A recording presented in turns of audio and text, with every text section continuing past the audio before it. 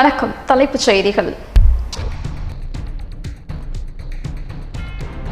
முதலமைச்சர் ரங்கசாமி குறித்து அவதூறு பேச்சு. ஏனாம் சட்டமன்ற உறுப்பினர் சீனிவாஸ் அசோக்கின் உருவப்படம் எரிப்பு.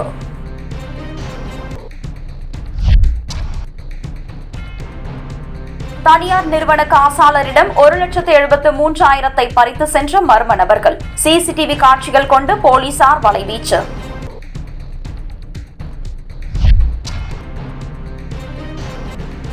ஏனாம் தொகுதியை புறக்கணிக்கும் முதலமைச்சர் ரங்கசாமியை கண்டித்து ஏனாம் சட்டமன்ற உறுப்பினர் உண்ணாவிரதம். 300க்கும் மேற்பட்ட தொகுதி மக்கள் பங்கேற்பு. ஜெயின் மதத்தினரின் புனித தலமான சம்மேத் ஜிகர்ஜியை சுற்றுலா தலமாக அரசு அறிவித்துள்ளதற்கு எதிர்ப்பு. புதுச்சேரியில் 500க்கும் மேற்பட்ட ஜெயின் சமூக மக்கள் அமைதி பேரணி. இனி விரிவான செய்திகள். புதுச்சேரி முதலமைச்சர் ரங்கசாமி குறித்து ஏனாம் தொகுதி சுயேட்சை சட்டமன்ற உறுப்பினர் அசோக் அவதூறாக பேசிய விவகாரத்தில் புதுச்சேரி முழுவதும் ரங்கசாமி ஆதரவாளர்கள் போராட்டத்தில் ஈடுபட்டனர். சுயேட்சை சட்டமன்ற உறுப்பினர் சீனிவாஸ் அசோக்கின் உருவப்படத்தை எரித்தும் செருப்பால் அடித்தும் போராட்டத்தில் ஈடுபட்டதால் பரபரப்பு ஏற்பட்டது.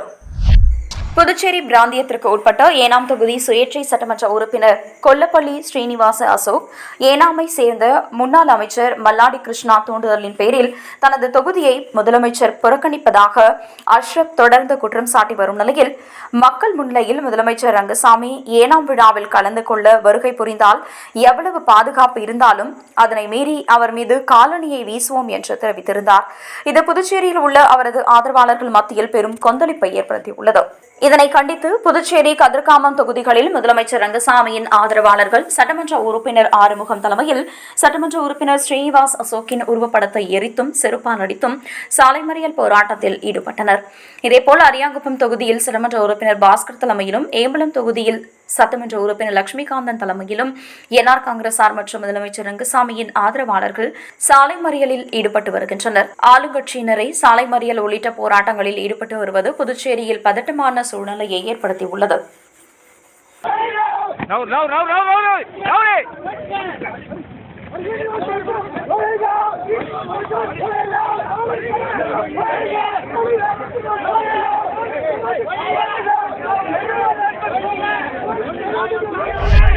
தட்டாஞ்சாவடி தொழிற்பேட்டையில் பட்டப்பகலில் கத்தியால் வெட்டி தனியார் நிறுவன காசாளரிடம் 1,73,000 ரூபாயை பறித்து சென்ற மர்ம நபர்களை போலீசார் சிசிடிவி காட்சிகள் கொண்டு வலைவீசி தேடி வருகின்றனர்.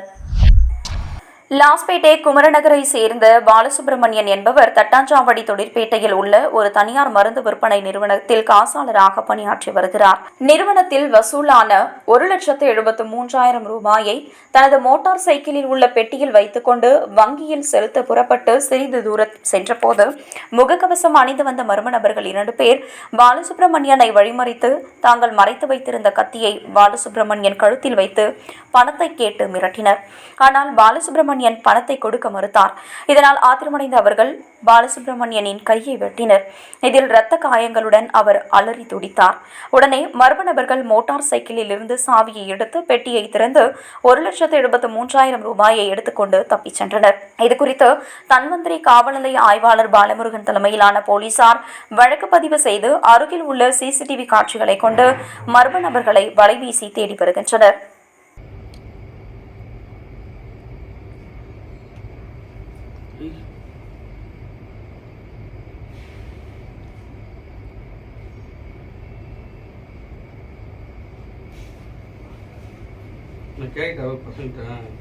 யாரா போய் கேட்டுக்கலாம்.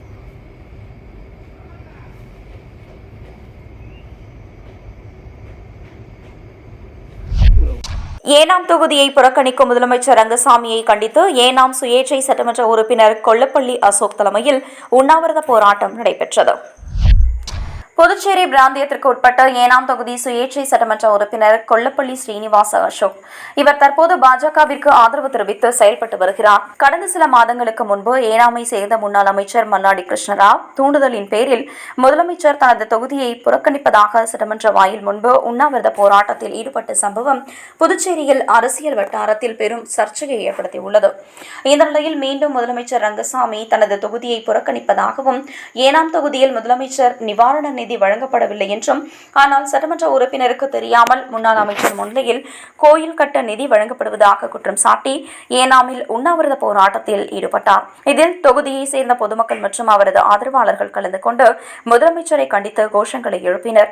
முதலமைச்சருக்கு எதிராக ஏனாம் சுயேட்சை சட்டமன்ற உறுப்பினர் போராட்டத்தில் ஈடுபட்டுள்ளது அரசியல் வட்டாரத்தில் பரபரப்பை ஏற்படுத்தியுள்ளது.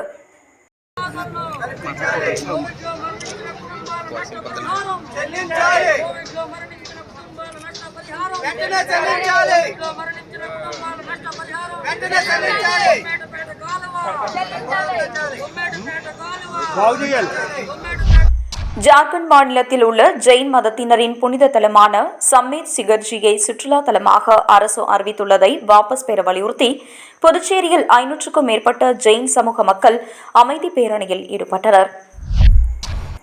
ஜார்க்கண்ட் மாநிலத்தில் ஜெயின் மதத்தினரின் புகழ்பெற்ற பல ஆயிரம் தொன்மையான திருத்தலமான சம்மர் ஜிகர்ஜி அமைந்துள்ளது. இதை தற்போது ஜார்க்கண்ட் அரசு சுற்றுலா தலமாக அறிவித்துள்ளது. இதற்கு எதிர்ப்பு தெரிவித்து நாடு முழுவதும் உள்ள ஜெயின் சமூகத்தினர் போராட்டத்தில் ஈடுபட்டு வருகின்றனர். இந்த நிலையில் புதுச்சேரியில் உள்ள ஜெயின் சமூகத்தினர் ஜார்க்கண்ட் அரசை கண்டித்து அமைதி பேரணியில் ஈடுபட்டனர். வள்ளலார் சாலையில் உள்ள ஜெயின் கோவில் முன்பு தொடங்கிய பேரணியில் சம்மேத் சிகர்ஜியை சுற்றுலா தலமாக மாற்றுவதை அரசு திரும்ப பெற வேண்டும் என்பன உள்ளிட்ட பல்வேறு கோரிக்கைகளை வலியுறுத்தி நேரு வீதி, மிஷன் வீதி உள்ளிட்ட முக்கிய வீதிகள் வழியாக அமைதி பேரணியில் ஈடுபட்டனர். இதில் சுமார் 500க்கும் மேற்பட்ட ஆண்கள், பெண்கள், குழந்தைகள் கலந்து கொண்டு கோரிக்கைகளை வலியுறுத்தி முழக்கமிட்டனர்.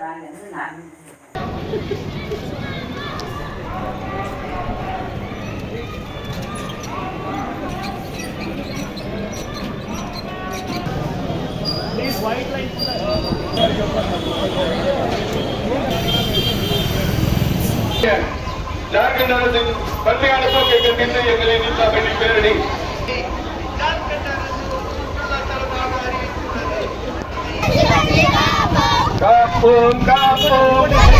வில்லியனூர் கஸ்தூரிபாய் காந்தி திருமண மண்டபத்தை உடனடியாக புனரமைத்து மக்கள் பயன்பாட்டிற்கு விடக்கோரி இந்திய கம்யூனிஸ்ட் கட்சியினர் மலர் வளையம் வைத்து நூதன முறையில் ஆர்ப்பாட்டத்தில் ஈடுபட்டனர்.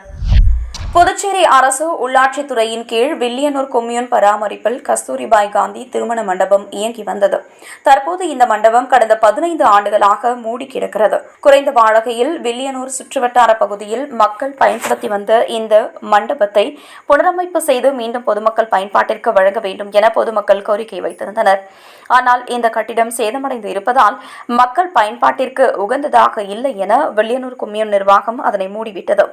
ஆனால் அங்கு ஒரு சில அரசு சார்ந்த அலுவலக பணிகள் மட்டும் நடந்து வருகிறது. இந்நிலையில் இந்திய கம்யூனிஸ்ட் கட்சி வில்லியனூர் ஊசுடு மங்கலம் தொகுதி குழு சார்பில் கஸ்தூரிபாய் காந்தி திருமண மண்டபத்தை புனரமைப்பு செய்ய வலியுறுத்தி தொகுதி செயலாளர் பெஞ்சமின் தலைமையில் மலர் வளையம் வைத்து கண்டன ஆர்ப்பாட்டம் நடந்தது. இந்த ஆர்ப்பாட்டத்திற்கு தொகுதி துணை செயலாளர் பெருமாள், தொகுதி பொருளாளர் கோவிந்தராஜ் முன்னிலை வகித்தனர். பின்னர் அங்கிருந்து வில்லியனூர் கொம்யூன் பஞ்சாயத்து அலுவலகம் நோக்கி வந்த பேரணியை இந்திய கம்யூனிஸ்ட் கட்சி மாநில நிர்வாக குழு உறுப்பினர் அந்தோணி தொடங்கி வைத்தார். இதில் மாநில குழு உறுப்பினர் அந்த்வான், மாநில பொதுச் செயலாளர் பாலகிருஷ்ணன் உள்ளிட்ட பலர் கலந்து கொண்டனர்.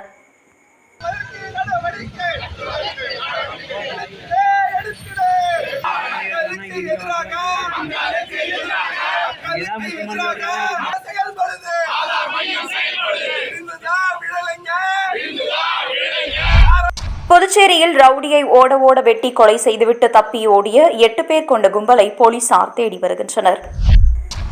புதுச்சேரி வில்லியனூர் கோபாலன் கடை அம்மா நகரை சேர்ந்தவர் 31 வயதான ராஜா. ரவுடியான இவர் மீது வில்லியனூர் காவல் நிலையத்தில் கொலை மற்றும் அடிதடி வழக்குகள் நிலுவையில் உள்ளது. இந்த நிலையில் ராஜா தான் வசிக்கும் அதே பகுதியில் ஒரு துக்க நிகழ்ச்சியில் பங்கேற்றுவிட்டு தனது வீட்டிற்கு நடந்து வந்து கொண்டிருந்த போது 8 பேர் கொண்ட கும்பல் ஒன்று ராஜாவை ஓட ஓட விரட்டி வெட்டி கொலை செய்துவிட்டு தப்பி சென்றது.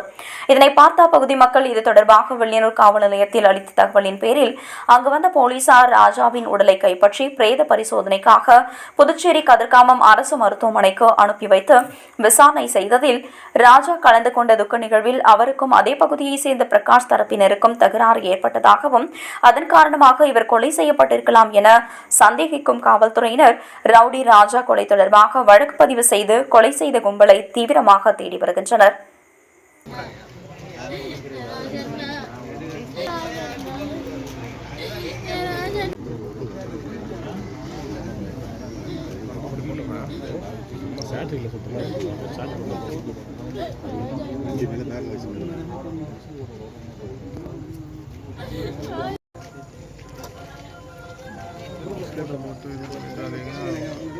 பேரு ராஜா ராஜா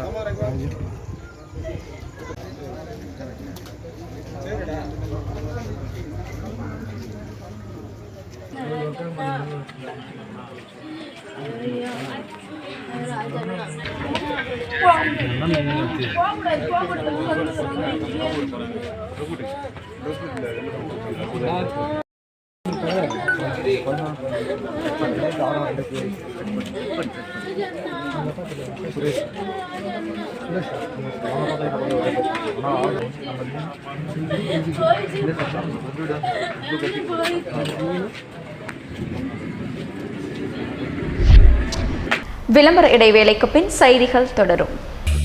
என்றும் உன்னதமாய் சுத்தமான சைவ உணவகத்திற்கு Geo Veg, Mission Street, Puducherry. Puduvai தங்க மாளிகையின் மற்றும் ஒரு புதிய படைப்பு PR தங்க மாளிகை, கொசக்கடை வீதி, Pondicherry.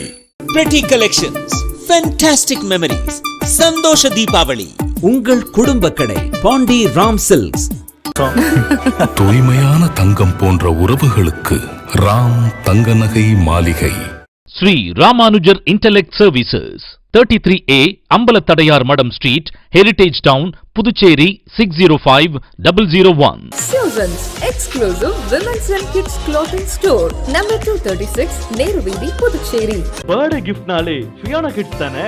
Fiona Kids, number 5658 MG Road, opposite to Ambal Xerox, Puducherry. மற்றும் number 5B Villianur main road, IG Square near Nella Sweets, Puducherry. Number 2 housing board colony, state bank எதிரில், அரியாங்குப்பம், புதுச்சேரி 7. தொடர்புக்கு 9442704461, மேலும் 041326022222. என்றென்றும் அழகு ஸ்ரீவி என்னும் அழகு. உங்கள் விஜயலட்சுமி நகை மாளிகை இப்பொழுது ஸ்ரீ VNM ஜுவல்லர்ஸ், 9799 காமராஜ் சாலை, வள்ளலார் சாலை சந்திப்பில், Puducherry.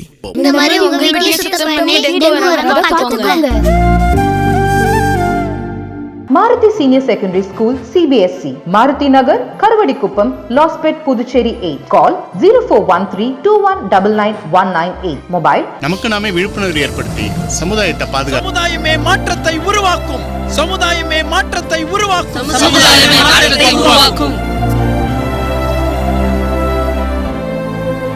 The best place, Pothys. இந்த கிறிஸ்மஸ்க்கு உங்கள் அன்பை வெளிப்படுத்துங்கள் போத்தீஸுடன். Pothys Christmas, happy Christmas. என் ஃபேமிலியோட கிஃப்ட்ஸ் எல்லாம் ஓகே, இந்த ஒரே ஒரு கிஃப்ட் மட்டும் நான் எடுத்துக்கிறேன். உங்களுக்கான மணியை புக்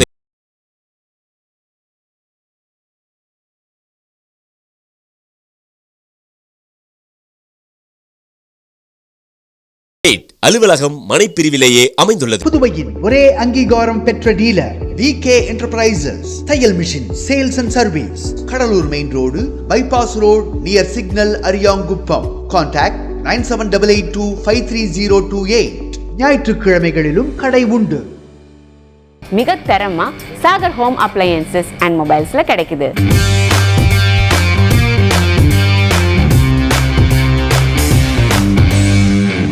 உங்கள் பழைய வாகனத்தை எக்ஸ்சேஞ்ச் செய்யவும் உடனே உங்கள் அருகாமையில் உள்ள எங்கள் ஷோரூமை அணுகுங்கள். Evergreen Store, number 13A, Chennaiyan Pet main road, Thendral Nagar, Puducherry. வாடிக்கையாளர்கள் அனைவருக்கும் எவர்கிரீன் ஸ்டோரின் இனிய கிறிஸ்மஸ் மற்றும் புத்தாண்டு நல்வாழ்த்துக்கள். நம்ம Sri Aravind furnitures, Sri Aravind furniture handlooms and foams, number 999F, 100 feet ECR road, Pakkamudiyan Pet, Puducherry 8. Cell 9843555579. Hi ஃபேஷனின் மெகா கிறிஸ்மஸ் மற்றும் புத்தாண்டு கொண்டாட்டம். ஹை ஃபேஷன், நெருவீதி, அங்காளம்மன் கோவில் அருகில், புதுச்சேரி. செய்திகள் தொடர்கின்றன. உதவியாளர் பணியிடங்களை நேரடியாக நிரப்ப எதிர்ப்பு தெரிவித்து அமைச்சக ஊழியர்கள் தலைமை செயலகத்தை முற்றுகையிட்டு ஆர்ப்பாட்டத்தில் ஈடுபட்டனர். உதவியாளர் பணியிடங்களை நேரடி நியமனம் மூலம் நிரப்ப புதுவை அரசு முடிவு செய்துள்ளது. நேரடி நியமனம் கூடாது என்றும் பதவி உயர்வு மூலம் மட்டுமே பணியிடங்களை நிரப்ப வேண்டும் என்றும் அமைச்சக ஊழியர்கள் வலியுறுத்தி தொடர் போராட்டங்களில் ஈடுபட்டு வருகின்றனர். இந்த நிலையில் அமைச்சக ஊழியர்கள் விடுப்பு எடுத்து தலைமை செயலகத்தை முற்றுகையிட்டு போராட்டத்தில் ஈடுபட்டனர். போராட்டத்திற்கு ஒருங்கிணைந்த அமைச்சக ஊழியர்கள் சங்க பொதுச் செயலாளர் ராஜேந்திரன் தலைமை தாங்கினார். சங்க நிர்வாகிகள் பலரும் இந்த ஆர்ப்பாட்டத்தில் கலந்து கொண்டனர். போராட்டத்தை தொடர்ந்து அவர்கள் நிர்வாக சீர்திருத்தத்துறை சார்பு செயலாளர் ஜெய்சங்கர், செயலாளர் நெடுஞ்செழியன் ஆகியோரை சந்தித்து தங்களது கோரிக்கையை வலியுறுத்தினர்.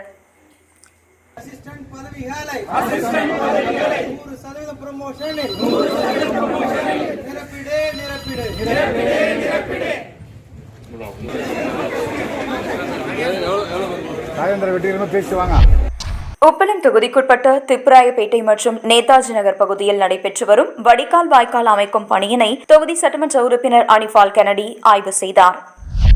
புதுச்சேரி அரசு பொதுப்பணித்துறை மூலம் உப்பளம் தொகுதிக்குட்பட்ட திப்ராயப்பேட்டை மற்றும் நேதாஜி நகர் பகுதிகளில் பாதாள வடிகால் வாய்க்கால் அமைக்கும் பணி நடைபெற்று வருகிறது. இந்நிலையில் அந்த பணிகளை பார்வையிட்டு ஆய்வு செய்த தொகுதி சட்டமன்ற உறுப்பினர் அனிபால் கெனடி பணிகளை விரைந்து முடிக்குமாறு அதிகாரிகளை வலியுறுத்தினார்.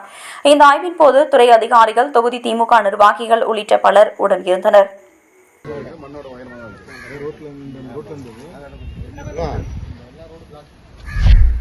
சர்வதேச வேட்டி தினத்தையொட்டி புதுச்சேரி கணக்கு மற்றும் கருவூல இயக்ககத்தில் பணிபுரியும் அரசு உயர் அதிகாரிகள், ஊழியர்கள் வேட்டி அணிந்து பணிக்கு வந்தனர். உலக பாரம்பரியத்தை பறைசாற்றும் யுனெஸ்கோ நிறுவனம் கடந்த 2016ஆம் ஆண்டு சர்வதேச வேட்டி தினம் ஆண்டுதோறும் ஜனவரி 6ஆம் தேதி கொண்டாடப்படும் என்று அறிவித்தது. தமிழர்களின் கலாச்சாரம், பண்பாடு, நாகரிகத்தை நன்கு உணர்ந்து வேட்டிக்கு உலக அங்கீகாரத்தை அளித்து இருந்தது. அதன் அடிப்படையில் சர்வதேச வேட்டிகள் தினம் கொண்டாடப்பட்டது. இந்த நிலையில் புதுச்சேரி கணக்கு மற்றும் கருவூலக இயக்ககத்தில் பணிபுரியும் அரசு உயர் அதிகாரிகள், ஊழியர்கள் பணிக்கு வேட்டிகள் அணிந்து வந்து வேட்டிகள் தினத்தை கொண்டாடினர். இதில் சுமார் 100க்கும் மேற்பட்டோர் ஒரே கலரில் வேட்டி மற்றும் சட்டை அணிந்து பணிக்கு வந்தனர் என்பது குறிப்பிடத்தக்கது.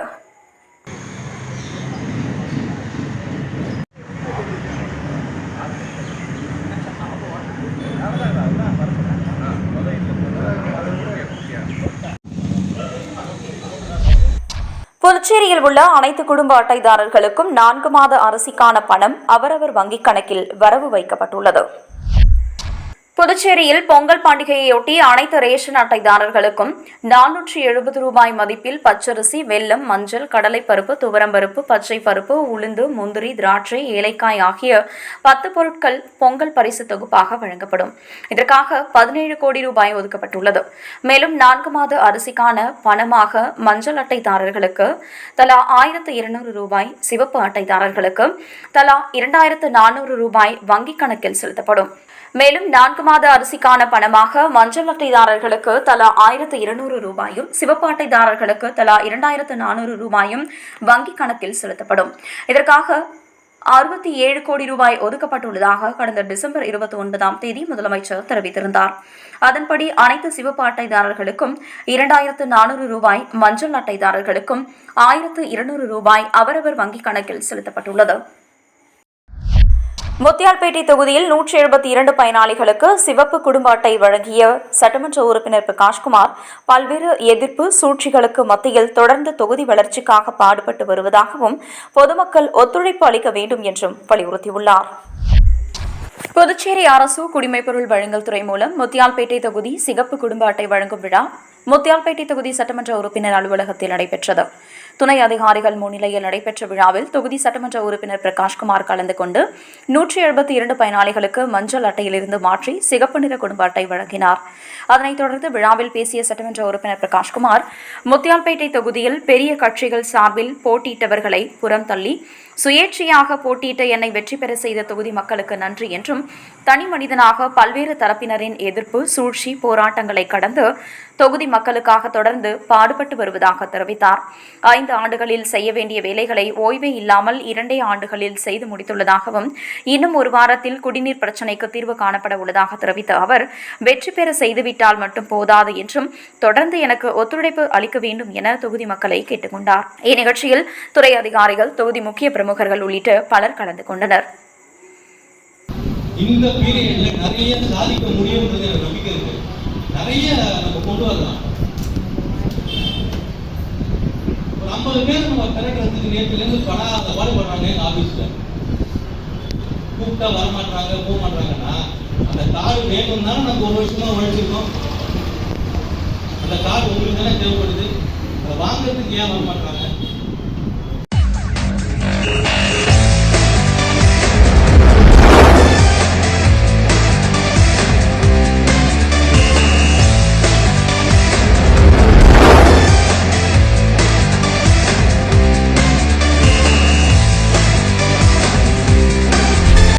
புதுக்கோட்டை மாவட்டம் கந்தர்வக்கோட்டை பகுதிக்குட்பட்ட தச்சங்குறிச்சியில் நடைபெற இருந்த ஜல்லிக்கட்டு போட்டிக்கு மாவட்ட ஆட்சியர் கவிதா ராமு அனுமதி மறுத்திருந்த நிலையில் போட்டி தற்காலிகமாக ஒத்திவைக்கப்படுவதாக மாவட்ட நிர்வாகம் அறிவித்துள்ளது. இதனால் அந்த பகுதியில் ஏராளமான காவல்துறையினர் குவிக்கப்பட்டுள்ளனர். ஆண்டுதோறும் புத்தாண்டு அன்று தச்சங்குறிச்சியில் ஜல்லிக்கட்டு போட்டி நடைபெறுவது வழக்கம். இது நாளடைவில் ஜனவரி 2ஆம் தேதி அன்று நடத்தப்பட்டு வந்தது. இந்நிலையில் இந்த ஆண்டு ஜனவரி 6ஆம் தேதி, அதாவது இன்று நடைபெற இருந்த போட்டி இந்த ஆண்டின் முதல் ஜல்லிக்கட்டு போட்டி என்பதால் மாவட்டம் முழுவதும் மக்கள் பெரும் எதிர்பார்ப்போடு காத்திருந்தனர். அதேபோல தமிழ்நாடு அரசும் போட்டி நடத்துவதற்கான அரசாணையை வெளியிட்டது. வழக்கமாக போட்டி ஜனவரி 2ஆம் தேதி அன்று நடைபெறும். ஆனால் விழா கமிட்டியினர் போட்டிக்கு உரிய அனுமதியை முன்கூட்டியே கோரவில்லை. எனவே மாவட்ட நிர்வாகமும் அனுமதி அளிக்கவில்லை. இதனால் போட்டி 2ஆம் தேதியிலிருந்து 6ஆம் தேதிக்கு ஒத்திவைக்கப்பட்டது. இதன் பின்னரே அரசு ஆணையை வெளியிட்டது. தமிழ்நாட்டை பொறுத்த அளவில் புதுக்கோட்டை மாவட்டம் தான் ஜல்லிக்கட்டு போட்டியில் டாப். ஏனெனில் இங்குதான் மற்ற மாவட்டங்களை விட அதிகமான அளவில் வாடிவாசல்கள் இருக்கின்றன. அதிகமான அளவு வாடிவாசல் கொண்ட மாவட்டம், ஆண்டின் முதல் ஜல்லிக்கட்டு நடத்தும் மாவட்டம் என்கிற பெருமையை புதுக்கோட்டை கொண்டிருப்பதால் ஜல்லிக்கட்டு போட்டிக்கு சிறப்பான ஏற்பாடுகள் செய்யப்பட்டிருந்தன. வாடிவாசலை சரி செய்து பார்வையாளர்கள் அமர்வதற்கான இடம், மாடுபிடி வீரர்கள் காயமடையாமல் இருப்பதற்கு வைக்கோல் கொண்டு நிரப்பப்பட்ட வாடிவாசல் பாதை என எல்லா ஏற்பாடுகளும் நடந்து முடிந்தது. பின்னர் மாடுகள் மற்றும் மாடுபிடி வீரர்களுக்கான ஆன்லைன் முன்பதிவும் தொடங்கியது. பலரும் ஆர்வமாக தங்களது பெயரை பதிவு செய்து போட்டிக்காக காத்திருந்தனர். இந்நிலையில் தான் மாவட்ட ஆட்சியர் கவிதா ராமு, எஸ்பி வந்திதா பாண்டே மற்றும் வருவாய்த்துறை அதிகாரிகள் ஆகியோர் போட்டி நடைபெறும் இடத்தை பார்வையிட்டனர். பின்னர் போட்டிக்கு போதுமான பாதுகாப்பு ஏற்பாடுகள் நீதிமன்றத்தின் வழிகாட்டுதலின்படி செய்யப்படவில்லை என்று கூறி அனுமதி மறுக்கப்படுவதாக ஆட்சியர் தெரிவித்தார். இது மக்கள் மத்தியில் கடும் எதிர்ப்பை ஏற்படுத்தியது. போட்டி நடைபெறும் என்று வெளியூர்களிலிருந்து மாடுபிடி வீரர்கள் தச்சங்குறிச்சிக்கு வந்து சேர்ந்திருந்தனர். ஆனால் ஆட்சியர் அனுமதி வழங்காததை சற்றும் எதிர்பார்க்காத இவர்கள் கடும் கோபம் அடைந்தனர். இந்த விளக்கத்தை ஏற்காத பொதுமக்கள் சாலை மறியலில் ஈடுபட்டனர். ஆங்காங்கே சிறிது சிறிதாக வசூல் செய்து போட்டி நடத்துவதற்கு ஏற்பாடு செய்தால் இப்படி நடத்த விடாமல் முட்டுக்கட்டை போடுவது சரிதானா என்றும் அவர்கள் கேள்வி எழுப்பியுள்ளனர். இதனையடுத்து நடைபெற இருந்த போட்டி தள்ளி வைக்கப்படுவதாக அறிவிக்கப்பட்டுள்ளது. மேலும் அடுத்த கட்ட நடவடிக்கை குறித்து கிராம மக்களுடன் காவல்துறையினர் ஆலோசனை மேற்கொண்டு வருகின்றனர். ஆண்டின் முதல் ஜல்லிக்கட்டு போட்டி தள்ளி வைக்கப்பட்டுள்ளதால் அப்பகுதியில் பரபரப்பான சூழல் நிலவி வருகிறது. இதையடுத்து அந்த கிராமத்தில் ஏராளமான காவல்துறையினர் குவிக்கப்பட்டுள்ளனர்.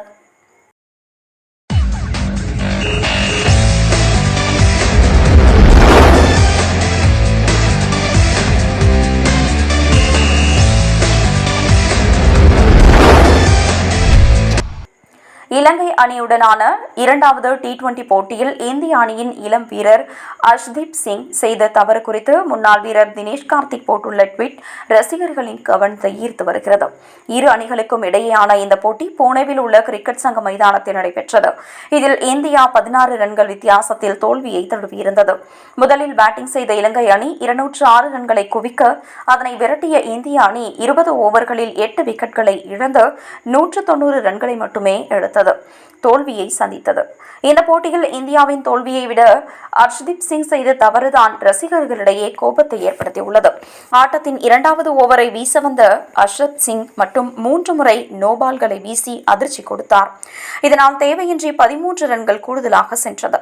இதனால் அவருக்கு மீண்டும் 19வது ஓவரில் வாய்ப்பு தரப்பட்டது. ஆனால் 19வது ஓவரிலும் நோபாலையே போட்டார். 19வது ஓவரில் அர்ஷ்தீப் சிங் வீசிய பந்தில் ஷனகா அவுட் ஆனார். ஆனால் அந்த பந்து நோபால் கொடுக்கப்பட்டது. இதன் மூலம் இந்திய அணியில் அதிக முறை நோபால் வீசியவர் என்ற பெருமையை பெற்றிருக்கிறார். முழு உடற்தகுதி பெற்றுவிட்டார் என கூறப்பட்ட வீரர் இப்படியா சொதப்புவது என ரசிகர்கள் விமர்சித்து வருகின்றனர். இந்நிலையில் இதுகுறித்து தினேஷ் கார்த்திக் பேசியுள்ளார். அதில் அர்ஷ்தீப் சிங் சரியாக பயிற்சி செய்யவில்லை என்பது இந்த போட்டியின் மூலம் தெளிவாக தெரிகிறது என்றும், நோபால் போடாமல் பந்து வீசுவதை சுலபம் என்று நினைத்துதான் பயிற்சியின் போது இந்த விஷயத்தில் கவனக்குறைவாக இருந்திருக்கிறார். ஆனால் அது மிகவும் கடினமான ஒன்று என்று தினேஷ் கார்த்திக் கூறியுள்ளார். மீண்டும் தலைப்புச் செய்திகள். முதலமைச்சர் ரங்கசாமி குறித்து அவதூறு பேச்சு. ஏனாம் சட்டமன்ற உறுப்பினர் சீனிவாஸ் அசோக்கின் உருவப்படம் எரிப்பு.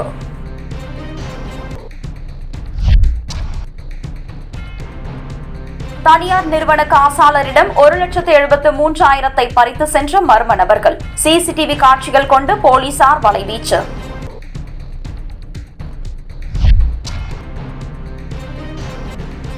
ஏனாம் தொகுதியை புறக்கணிக்கும் முதலமைச்சர் ரங்கசாமியை கண்டித்து ஏனாம் சட்டமன்ற உறுப்பினர் உண்ணாவிரதம். 300க்கும் மேற்பட்ட தொகுதி மக்கள் பங்கேற்பு. ஜெயின் மதத்தினரின் புனித தலமான சம்மேத் ஜிகர்ஜியை சுற்றுலா தலமாக அரசு அறிவித்துள்ளதற்கு எதிர்ப்பு. புதுச்சேரியில் 500க்கும் மேற்பட்ட ஜெயின் சமூக மக்கள் அமைதி பேரணி. இத்துடன் செய்திகள் நிறைவடைகின்றன. வணக்கம்.